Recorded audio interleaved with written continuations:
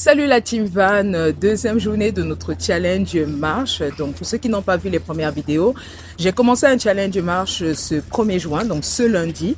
Et ça consiste à marcher 1 heure de temps minimum, 3 fois par semaine minimum, et ce durant 5 mois, donc du 1er juin au 30 octobre. Et je vais documenter chaque fois que je vais aller marcher. Donc on aura 3 vidéos par semaine.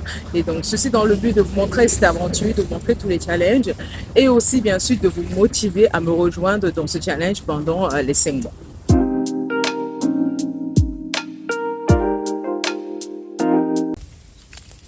Alors, certaines personnes m'ont demandé si j'avais abandonné l'alimentation cétogène. Parce que quand j'ai commencé cette chaîne, je vous ai parlé de l'alimentation cétogène que je faisais depuis déjà plus de 2 ans, de tous les bienfaits que ça m'a apporté. Je vous mettrai en épinglé la vidéo, la première vidéo que j'ai faite.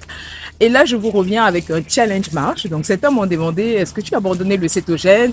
Est-ce que tu as décidé d'aller plutôt vers la marche pour essayer de perdre du poids? Parce qu'on voit beaucoup de gens qui montrent leur transformation grâce à la marche, etc. Alors, pas du tout.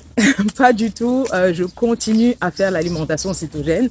J'ai toujours dit que la seule raison pour laquelle j'arrêterai de faire l'alimentation cétogène, c'est si je ne bénéficie plus de tous les avantages que ça m'apporte. C'est-à-dire que si voilà, je ne trouve plus de bienfaits à le faire au niveau de ma santé, j'abandonnerai. Mais ce n'est absolument pas le cas.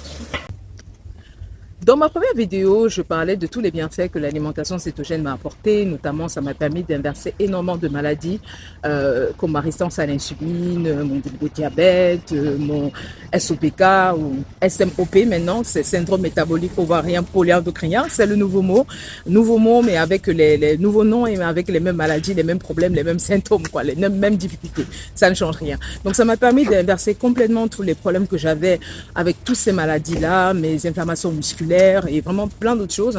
Donc ça ne fait aucun sens que j'abandonne cette alimentation, ça ne fait aucun sens que je continue, que j'abandonne quelque chose qui m'a fait du bien, qui me fait du bien, pour retourner à, je ne sais pas quoi d'ailleurs, pour retourner à ce qui m'a rendu malade pendant de nombreuses années. Je ne trouve pas ça très logique. Donc je continue à faire cette alimentation et je continuerai à la faire tant et autant que ça m'apporte des bienfaits. Alors, c'est vrai que l'alimentation est vraiment le pilier principal de notre santé, c'est la base, mais ce n'est pas le seul paramètre. Je veux dire qu'on a d'autres paramètres également qui impactent notre santé, comme l'activité physique, notamment le sommeil, le stress. Et comme j'ai vraiment envie d'avoir une approche globale de la santé sur ces chaînes, donc j'essaie de parler également d'autres choses que l'alimentation, dans notamment ces différents piliers-là. Et ce challenge va justement dans le sens de mettre en avant un pilier comme l'activité physique qui est important également pour notre santé. Et donc c'est vraiment dans ce sens que je fais ce challenge publiquement pour vous encourager à également essayer de mettre un peu plus d'activité physique dans votre quotidien, parce que contrairement à une croyance, les amis, c'est pas parce que vous allez 2-3 fois par semaine au gym que vous êtes actif. C'est absolument faux. La majeure partie du temps, on va 2-3 fois par semaine, et encore, c'est même pas tout le monde, mais la majeure partie du temps, on est assis. On a le cul sur la chaise pendant 7-8 heures de temps de travail, quasiment tous les jours. Donc, on est sédentaire. Donc, toute activité physique qu'on fait, c'est juste pour minimiser la casse. Vous ne considérez pas du tout actif, vous êtes sédentaire, c'est juste qu'on essaie de minimiser la casse. Donc, même si vous allez déjà au gym, vous pouvez également compléter en faisant un peu des marches, en faisant voilà le challenge 3 fois par semaine, 1 heure de marche. Et vraiment, si vous pouvez même faire autre chose encore, allez-y. Donc, c'est pour ça que je dis que ce challenge ne fera pas de nous des gens actifs. Ça va juste essayer de minimiser la casse, la casse de la sédentarité, nous permettre de bouger un petit peu plus au quotidien. Donc vraiment, je vous encourage à me rejoindre pour qu'on passe un été un petit peu plus actif, qu'on n'utilise pas l'excuse de l'été pour dire ouais non mais c'est l'été, il fait beau, je vais me reprendre à la rentrée. Non, il n'y a pas de rentrée qui va, on se prend à main tout de suite.